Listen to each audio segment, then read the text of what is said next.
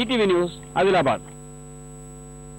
ఇక మిగతా విషయాలకు వస్తే విశాఖ నగరాభివృద్ధి సంస్థ ఉడాలో జరిగిన భూ కుంభకోణంతో నివ్వెరపోయే వాస్తవాలు వెలుగు చూస్తున్నాయి.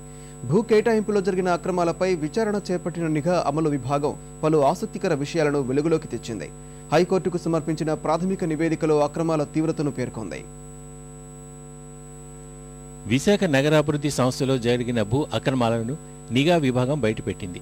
543 కోట్ల రూపాయల భూ కుంభకోణంపై విచారణకు దిగిన నిఘా అమలు విభాగం మధురవాడ సర్వే సంఖ్య 127, ఓజోన్ వ్యాలీ 1-2 దశలు, ఎంవీపీ కాలనీ సెక్టర్ 2 స్థలం, ocean view, cyber valley, Adipatla Nagar, Kurmannapalem లేఅవుట్లలో చోటు చేసుకున్న అక్రమాలను కోర్టు దృష్టికి తీసుకెళ్లారు.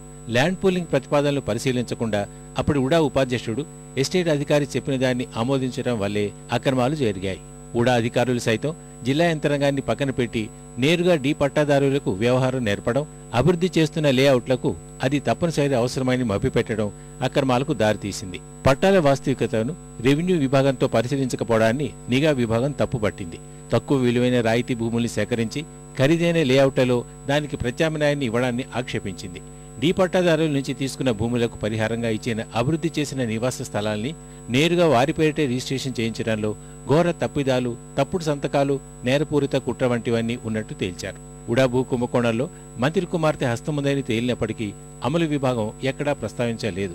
ఎంబీపీ కాలనీ సెక్టర్ 2లో చోటు చేసుకున్న అక్రమాలపైనే సీబీఐ విచారణకు ఆదేశించగా ల్యాండ్ పూలింగ్ అక్రమాలను ప్రస్తావించకపోవడం అనుమానం కలిగిస్తోందని నిఘా విభాగం తెలిపింది.